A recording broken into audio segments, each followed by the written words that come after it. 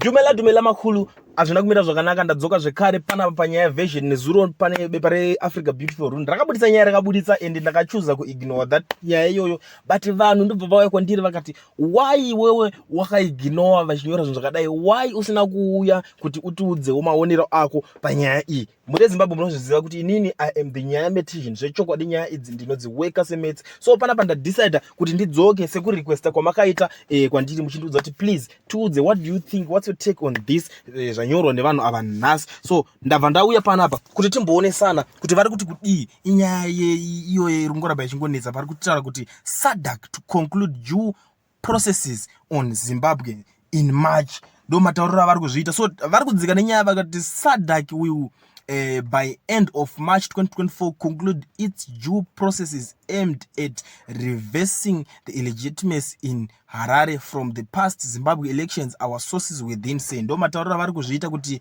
SADC iri kuda kureversa illegitimacy kana vari kuti kureversa illegitimacy vari kutaura kuti vari kuedza kureva kuti vari kuda ku because illegitimacy iri kutaurwa panapa inyaya yema elections akaitwa 23 August so pari kunzi vari kuda kuzoireversa vada kureversa ma-elections iwayo akadeclarewa kunzi President Emmerson Mnangagwa is the winner ndo matauriro ari kuzviita paAfrica Beautiful or Rune inini I don't know how far truth is this but let's dig deeper komana timbochifambira zvekare tidziweke toona kuti zviri kupera sei nyaya iyoyo so vari kunyanya kuti SADC Secretariat says due processes on Zimbabwe elections will be concluded in March. This should pave way for the June 30 fresh elections in Zimbabwe. So pana parutaura kuti zvavari kuda kuita zveve secretariat zvekupedza manhingirikini avo kuvhura nzira yema-elections avari kuclaima kuti kuda kuitwa veAfrica Beautiful Rune ndo vari kuclaima kuti kune ma-elections akanzi ari kuda kuitwa muna 30 June. Inini zvangu handisati ndanzwa kana veSADC vacho vachitaura kuti vada kutangidza ma-elections muZimbabwe. Handisati ndanzwa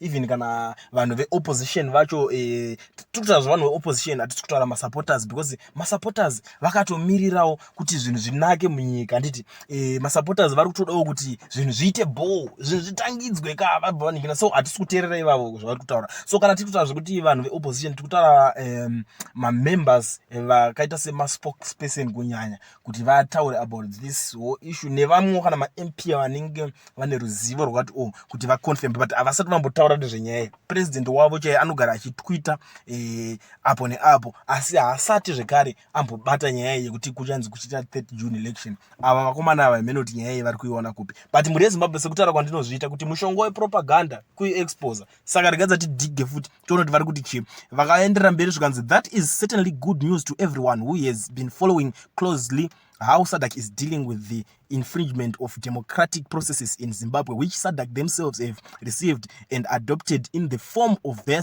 report on Zimbabwe elections, which expressly says the Zimbabwe election fell short of the revised SADC guidelines and principles of a democratic election 2021. All right.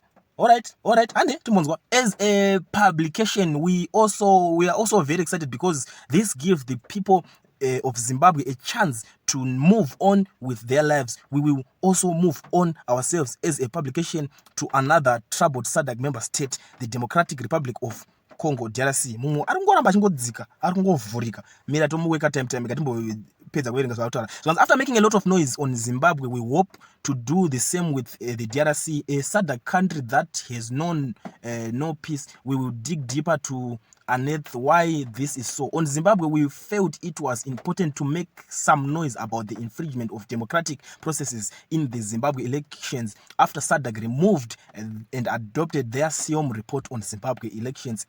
We were interested in what SADC were going to do about it.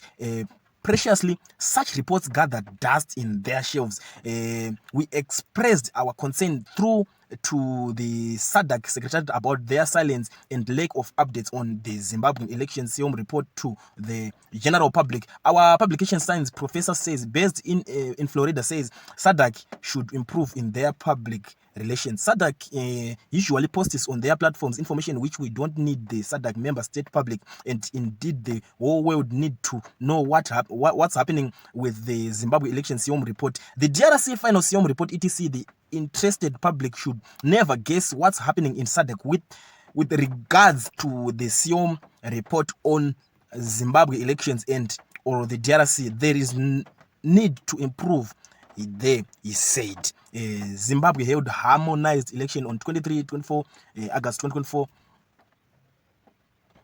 which the SADC Electoral Observation Mission SIOM report on Zimbabwe elections says elections fell short of the revised SADC guidelines and principles of a democratic election 2024. On November 4, at SADC Extraordinary Summit of Head of State, government in Luanda, Angola received a adopted SIOM report on Zimbabwe election. As a result, we have followed SADC due processes to reverse the illegitimacy in Harare.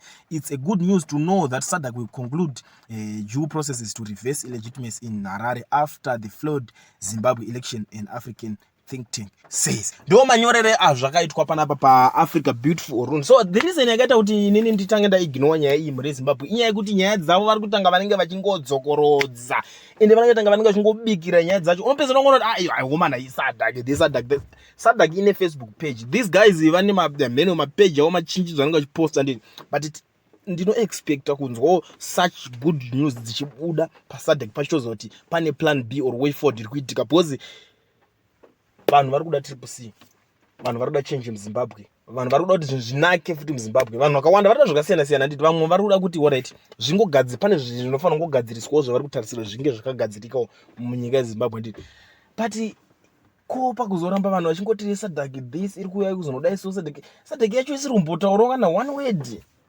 Ndopano ndiri kudhauta manje papa, ndopano zoti ndirambe ndakazvinyarara dzimwe dzinyaya dzacho, but inini semunhu wevanhu sanyaya metizhen wenyu ndinongokuwekerai nyaya dzacho toonesana kuti zvakamira sei, but inini nyaya idzi ndiri kuti kana dziri dzechokwadi SADC ngaimbopostawo. Iyo inogara chiposta one kuti nhasi tazodai so nhasi tazodai, ndo basa repeji rawo. Wabozotadza ngotaura kuti panapa tazodai so, iye chete ndiyo bvangowana information iyo iyi chete. Komana imi kana vanhu vacho yeopposition vamwe vacho vanenge vachitoshamisika kuti nari kuti chiko boy rapo hatisi kuramba zvedu kuti pamwe zvichida panogona kunge zvinenge zvichida kuitika, but inini zvangu SADC yacho ndakutoidhautawo. Kana ine plan ngaiweka gore rakatopera tatopinda mune rimwe tatokuna February by election after by election ringoitika Zimbabwe. Vanhu vari kutongonetsekana kana ngeri nhamo iri kutongokurova uri kutongotambura uchitoenda wakadaro zviri kutoita worse. Obva wataurirwa kunzi iri kuuya achizogadzirisa, iri kuuya vanhu rini ona ikati tengi repatience racho rinopedzera raempty, tengi repatience revanhu remacitizens eZimbabwe.